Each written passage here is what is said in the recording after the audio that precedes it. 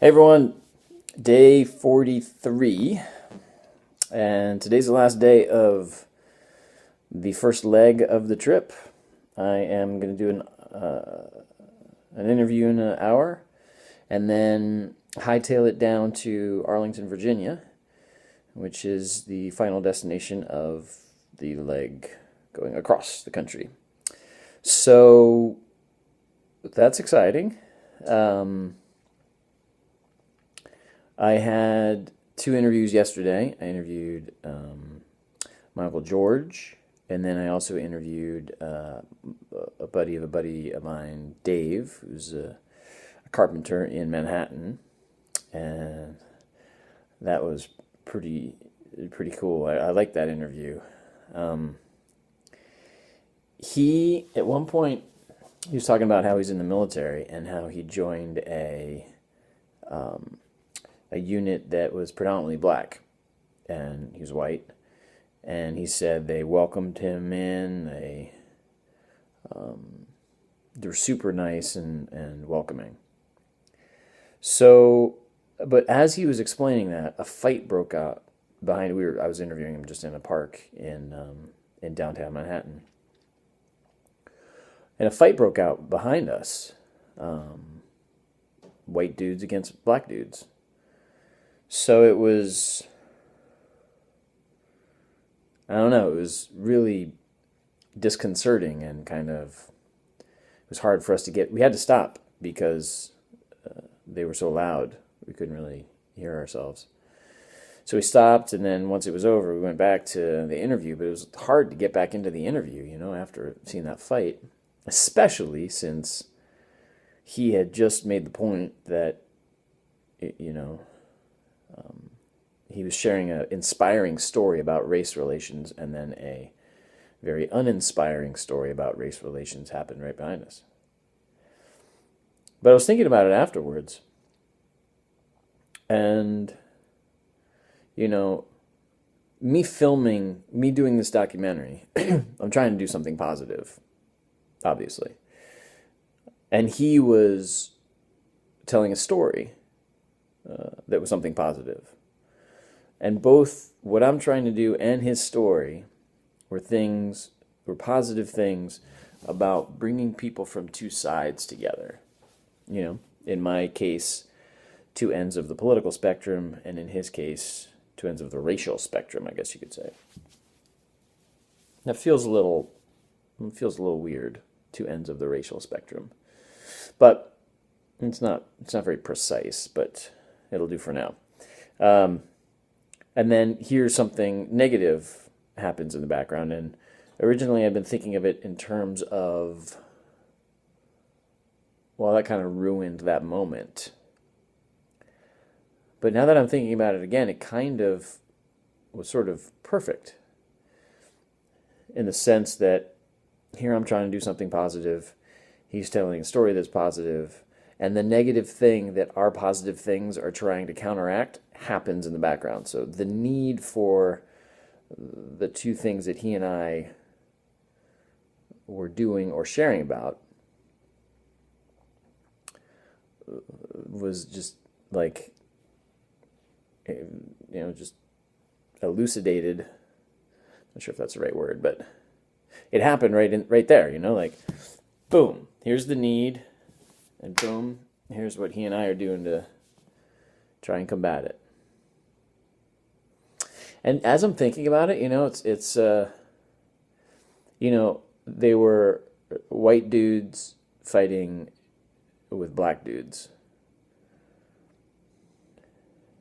But I'm even thinking now, like, the fact that I noticed that one side was all white and the other side was all black.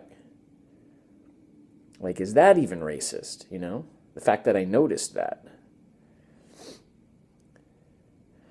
And even as I'm talking about it, it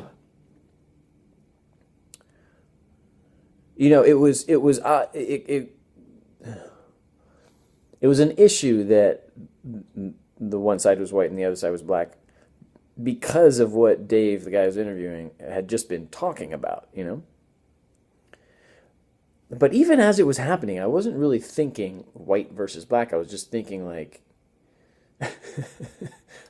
dumb versus dumb. Like why are you fighting? How come like communication didn't happen? Like how were you not able to resolve your difference? What happened that you had to resort to that? You know? So I don't know if I'm feeling kind of maybe a little, I don't know, proud of that or proud of us for that happening, for that. And the thing that I'd be proud about is that I wasn't really thinking it was a black and white thing. It just kind of came up because that's exactly what Dave had just been talking about in his story. And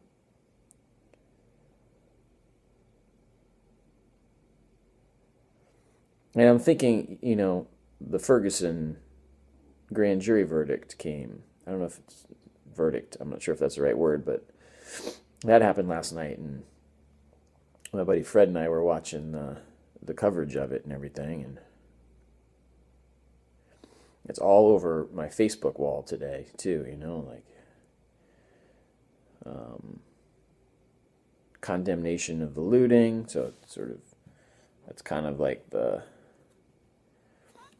side of people who, on Officer Wilson's side, highlighting the looting, and then there's like the system is still broken from the side of Michael Brown and justice for Michael Brown. So,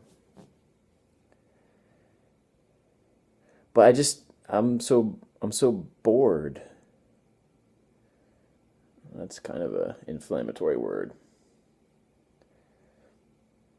But I kind of am. I'm just bored with like two sides, Rah, rah, rah, rah, rah, rah, rah, rah, rah, rah. It's just, I didn't really read anything today that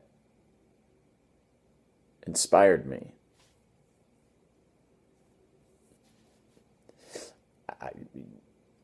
It's a horrible situation. I didn't read anything that was like thoughtful and insightful.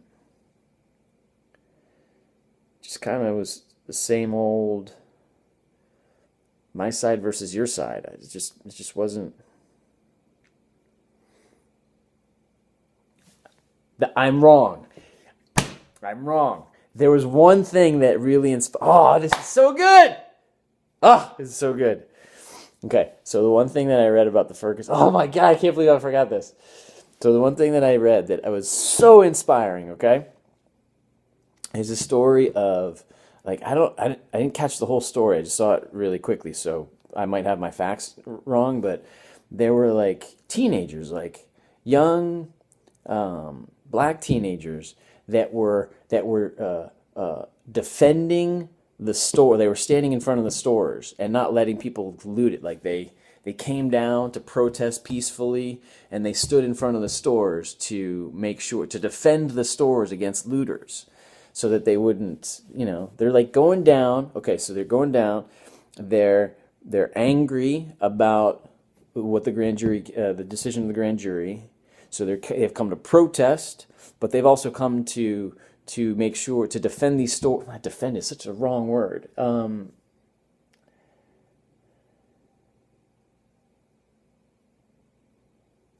To make sure that those stores were not looted.